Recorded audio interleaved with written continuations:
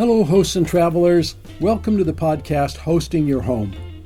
Each day around the world, millions of guests stay in other people's homes using the Airbnb platform. Debi Hertert looks for stories that come from these connections to share them with you. Now listen in as we hear stories that teach us the human side of hosting your home.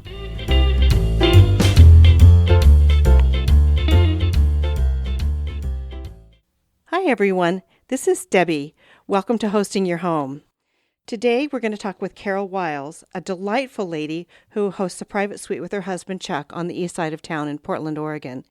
Carole and I met at our home share meetup group where we have hosts that meet once a month to discuss our hosting issues and share information. Carole is just a hoot. She's really fun, and I think you'll enjoy her too. She and her husband began hosting in California in Santa Rosa in 2011, and then when they moved to Oregon in 2014, knew that they wanted to reestablish their Airbnb hosting status. So after they got their house, they created a little suite that has a separate entrance and began hosting and soon re-earned their Superhost status. Please join me in this delightful discussion with Carole about her experiences as an Airbnb host. I hope that you enjoy it as much as I enjoyed talking with her. If you'd like to follow along with us, Carole's Airbnb listing number is 460-3539. That's 460-3539 in case you want to pull it up on your device and follow along with us. Her listing is titled Sweet Dreams. Okay, we're in the home of Carole Wiles. Hi, Carole. How are you? Hi, Debi. I'm doing much better since you're here. Oh, thank you. Yeah. So Carole is an Airbnb host in the Portland area. We're here to talk with Carole about her Airbnb business. Carole, how do you like running an Airbnb? I love it. Actually, I just love it. It's sort of a glorified housekeeping job, but we have people come from all over the world. We're booked all the time, constantly. And it's just astonishing and lovely to find that that strangers can come into your home one after another and just be a delight. It is just a delight. And can you tell us a little bit about what kind of an Airbnb you run? Do you have a room in your home, or is this a whole space that you're renting? At this point in time, it's a separate space so people have a separate entrance and don't have to deal with us because I'm extroverted and friendly, and people sometimes like to be left to themselves. Okay. And so at this point in time, it's a whole separate space, an upstairs suite with its own entrance and bathroom. When we first began doing Airbnb in Sonoma County in Santa Rosa, it was our guest bedroom. We had a little 2-bedroom, 1-bath bungalow. And so we had to share the bathroom, but we had this guest room, and we had been doing couch surfing. So just letting people come and stay for free. Uh-huh. And we loved it, and we made some really great friends. But every time that I wanted to find a place to couch surf, there was no availability for us. So one day I was looking online, and I saw something for Airbnb, and I just went, what is this? So we began doing it in Santa Rosa in a much smaller space. So that was a natural segue for you from couch surfing to being an Airbnb hostess. And do you share a kitchen with your guests? We don't now. We did then. Okay. We shared everything with them at that point in time. We had a guest separate bedroom, so they had that. But yeah, we had to share everything. And in your current rental, you don't share a kitchen? No, they have a refrigerator. So you don't necessarily see your guests then? I always make it a point to meet people, to at least meet people within 24 hours of check-in. Okay. Yeah. And if you meet them within 24 hours of check-in, then you're not necessarily there to check them in at the time of their arrival? No, they have a separate entrance, so they have a keypad code, and they can come and go as they like. They can show up at any time of the day or night after check-in time, 4 o'clock. Okay, great. Yeah, it sets me free, and it sets them free. Yes, and you still have your privacy because you've got your kitchen and your own private space. Yeah, it's a big deal. And any issues with parking? None. There's plenty of street parking here. Great. Yeah, we're just south of Powell in Portland, so it's great. Sort of a blue-collar neighborhood and lots of street parking. Do your guests generally walk around the area then? Are there restaurants and activities in your neighborhood that they can go to, or do they generally have cars?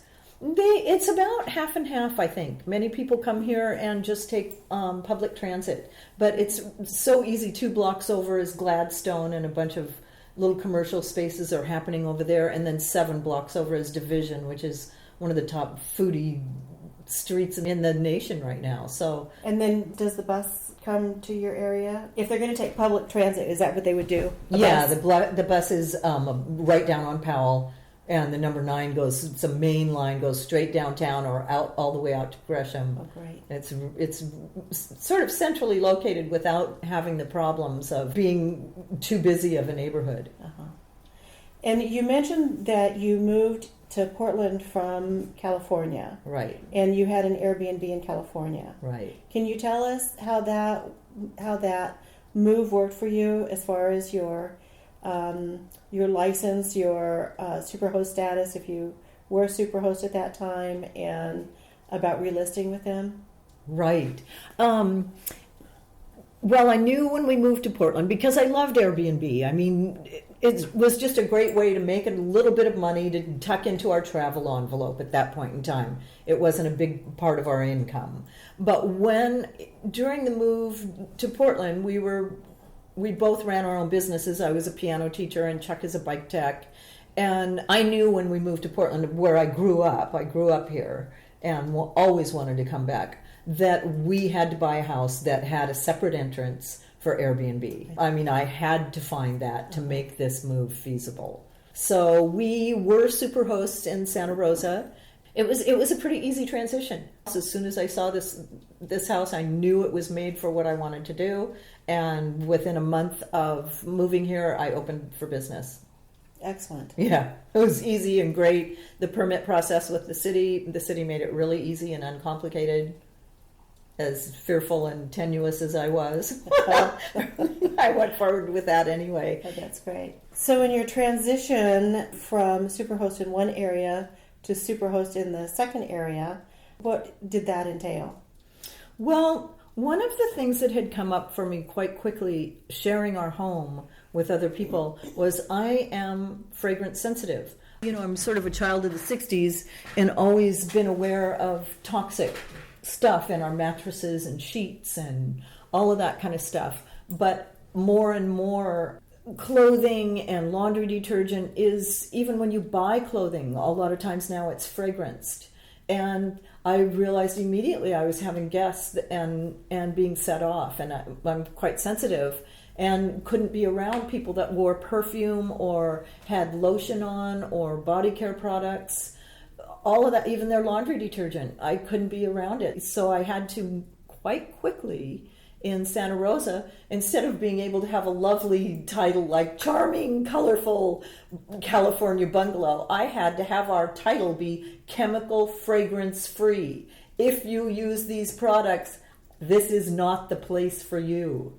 It was off-putting that I couldn't invite people in because they don't really read the description sometimes. So I had to make it be our title. And still, it was hard. You know, I'd have to grill people before they came. As soon as they made an inquiry, I had to grill them. You know, what kind of laundry detergent do you use? What kind of shampoo do you use? All of this stuff. And do you do that now? Well, now, because I knew I had to have a separate space. Because more of my income is dependent on it. Uh-huh. I'm not teaching piano presently. More of my income was going to be dependent on it. And I knew that I couldn't limit my guests with my sensitivity. Yes. So I knew I needed a separate space. Yes. So I hugged you when I came in. Is that going to affect you? It's not. Oh, good. Yeah. You would know by now. I would. Okay. Yeah. It's immediate that I can tell. Oh, good. Yeah. Yeah, I can walk around the neighborhood and tell people what laundry detergent they use. It's really tedious, actually. And so now, actually, that you can turn that to your advantage, correct? Because do you have that on your listing header now, that you are chemical, fragrance-free Superhost? I don't have that on the listing, and here's why. Because I want everybody to be welcome. And I let people know in our description that we're toxic free. We use baking soda and vinegar for our cleaning supplies. That is it. You can clean anything with vinegar and baking soda, and it will be scrupulously clean. It's better for your porcelain. It's cheaper and easier for everything, and people don't trigger off the chemicals and the toxins that are in regular cleaning products and even laundry detergent. So I let people know that there's all cotton sheets, that they're organic, that we don't use any toxins in our cleaning products whatsoever. That said, people come in loaded with their fragrance. They use their towels, the towels to dry their hair after they've just put the hair conditioner in it, and now they have that fragrance that is close to impossible to get out, even washing. How was your response from guests to this information? Nobody ever mentions it. Oh, really? Yeah, nobody ever mentions. I mean, every once in a while, somebody will say, "Thank you so much for not having toxins," and the shampoo and conditioner that we supply and toothpaste that's up there. People like me know enough to go for that kind of thing. Yes. And every once in a while, somebody will mention it. And for me, for the people that do use fragrance products, I mean, I get to go up there and clean, and I get to do the laundry and all that kind of stuff. So I'm subjected to it, but not. I know there's a time limit. I know I'm going to be done with this in an hour and a half or 2 hours of cleaning, and So you don't need to have separate laundry facilities for your guests? No. Okay, good. I mean, if the guests I could never let a guest use my washer because they've probably used dryer sheets sometimes, and the paraffin gets caught in the fabric of our clothes, and then it coats the next dryer they use. And my dryer would then forever be coated with the paraffin and the toxins in the dryer sheets. So I can't let people use the laundry here. They know what I'm talking about. They've got it too. That's what I was going to say is that having this actually gives you a niche. Right. And so that might be something that you would want to put on your header to draw those people to you. Right. So you say you've been really busy. Do you know what your average number of bookings are a year? Oh, I don't. I would say probably 25 days a month, though. 12 months out of the year. Yeah. That's wonderful. Yeah. That's fabulous. Yeah, I like it. Yeah. It's so fun. I mean, like this month, it's people check out at 11, new people come in at 4. People check out at 11, new people come at 4. I have a 2-night minimum. Those days are busy. Yeah.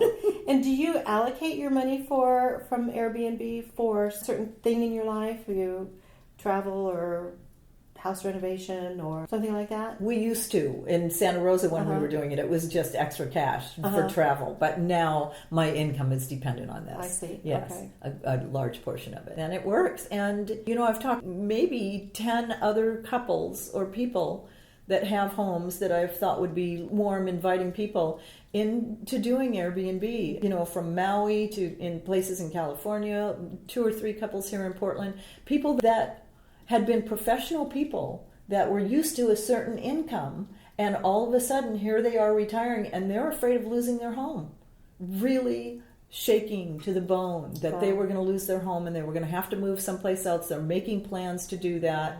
Or artists that are on the road 10 months out of the year, and now they're, getting up to 60, 70 years old. They can't take down the tents and their booths anymore. They're working hard. Now all of a sudden they have another source of income, so that it's giving them an option to invite people into their home and share their creativity and save their home.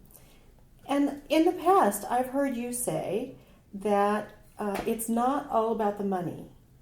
And honestly, you have a passion and you just exude joy. And I'd like to understand what that means to you.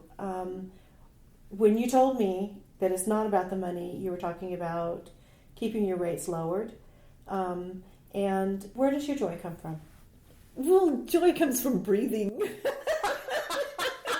It's a wondrous world we live in. Nature is with these little bits of nature bumping into each other, and that's we have eyeballs, and it's just an amazing world. Not that I don't get severely depressed and terrified, but wonder is a state of mind that dominates in my life.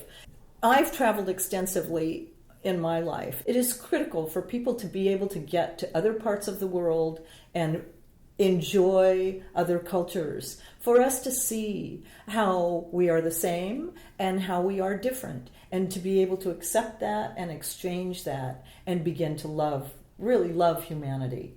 And there is the temptation with Airbnb because it's a whole new economy. It's just so much fun to open your house and have people come in and know that in a city like Portland, which is now a destination city, you can charge whatever you want and you're going to get booked.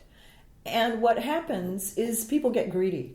I've gotten greedy too. I know the feeling, and it's fun to have lots of money. I just love it too. But one of my purposes and values in sharing Airbnb is to keep my price low enough so that everybody has the ability to travel.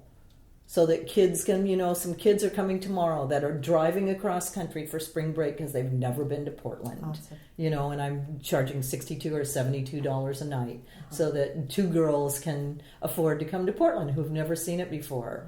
Everyone shops for a value. I mean, we get a lot of people here that have a lot of money. And so sometimes I hear people say, we really want the clientele that comes with charging a higher price. But I just don't see that. I see all sorts of people coming all the time. And it's not like we get a bunch of lowlifes because we don't charge a lot. On the whole, I think I've had one problem with a guest in the last year and a half. Do you want to tell us about that? Well, sure. She was a young woman that was here professionally doing a class here in Portland with her friend. They were both doing a class together. Portland, as many people may know now, is cannabis friendly. And we are certainly 420 friendly. We want to protect that space for people that are not smokers. So we just ask people to smoke outside. We have a lovely little garden space they can sit back in, or a little tucked in porch. Just don't smoke in the house. Don't burn candles. Don't burn incense. All of that kind of stuff. And I go up to look at stuff and make sure they have enough towels. Like after somebody checks in, I go up once a day to make sure that they have enough coffee. Do I need to restock anything? And it was obvious they'd been smoking inside.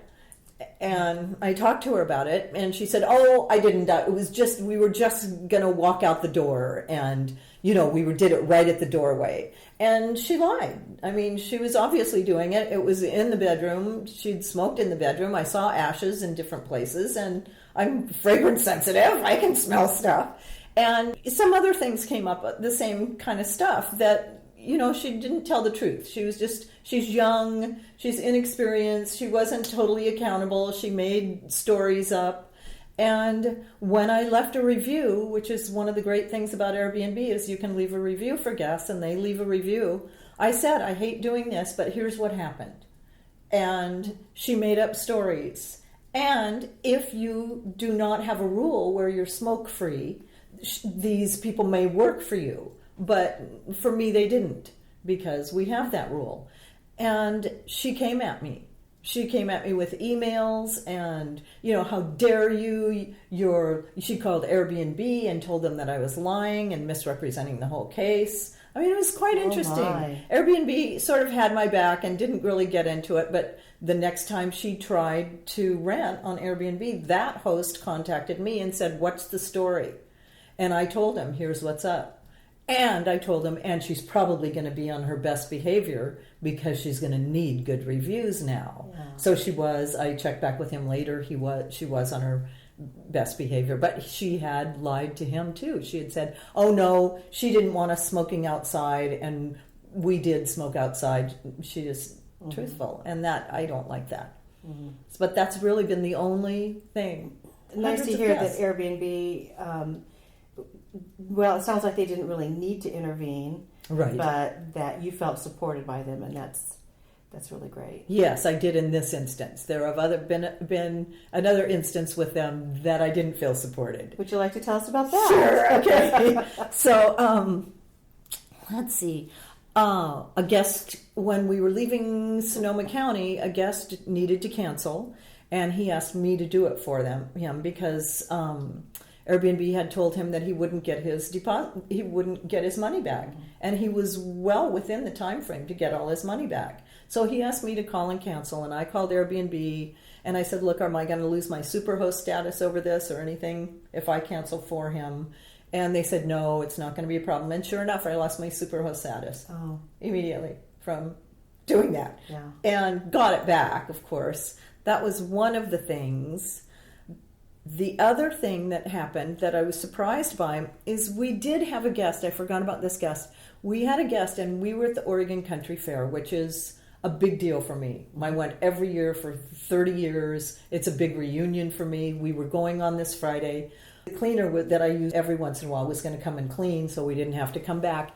And we had a guest for the first time. I had rented out the space for a month. Wow. Yeah. Okay.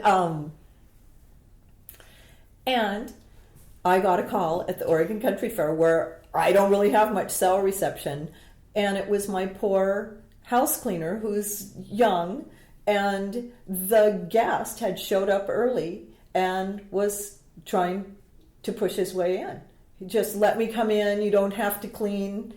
And my cleaner did let him in early, cleaned everything first, but then let him in a couple hours early, and I started to sort of freak out. Like, who is this person that has just pushed their way past my tender, vulnerable house cleaner, taken advantage of him, and pushed himself in, and now he's going to be here for a month. This is kind of scary to me. And I called Airbnb, and I said, so what happens if I don't feel safe or comfortable after I've met this person? And they said, well, you could lose all your money from his booking and lose your Superhost status if you need to cancel him. I was shocked. I was actually shocked that was Airbnb's response. He said, the fellow customer service, he said, that I have to let you know that's a possibility. Mm-hmm. We don't know that that's what would happen, but that is because there'd be conflict resolution going on or some sort of mediation to see what happened, but that could happen. And I was pretty shocked that Airbnb didn't just say, if you don't feel safe and comfortable with somebody in your home, they booked for you, it's up to them to make you feel safe and comfortable. Yeah. And we've got your back. And they lose their money because they misbehaved. Yes. That's what I expected, and that was not their tactic. And did you end up being comfortable with him? I was. Yeah. He turned out to be a pretty gentle person and had just driven all night and got here early. But I still feel took advantage of the situation of a young person, Yeah.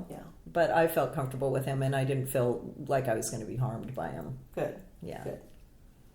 Okay. Is there anything else you'd like to bring up? Gee, I think I covered a million things, didn't I? That was wonderful. Okay. Thank you for all your information. This is really great. Oh, it's great really to talk to you, Debbie. I mean, the other thing about Airbnb that I do want to say is moving to Portland, you put together a meetup group of people, and you are so warm and generous and welcoming with your time that has been one of the big pluses for me, is to have met you. Oh, thank you. Yeah, you work your butt off, and you make Airbnb a context, an arena for getting to know each other and share each other's ideas and see how we can make life better. And I really appreciate that about you. Thank you. And your sweet husband, too. Oh, thanks so much from both of us. Yeah. Great. Okay, that's it for today. Thank you, Carole Wiles. I had a lot of fun with that interview. Carole is she's just a hoot, isn't she? She just is so much fun. And she has so much to share, too. So if there are questions that you have for her and you want to send them along, do so through our website at hostingyourhome.com. Thanks a lot for listening. We're really glad you joined us today, and we look forward to seeing you next time. Take care.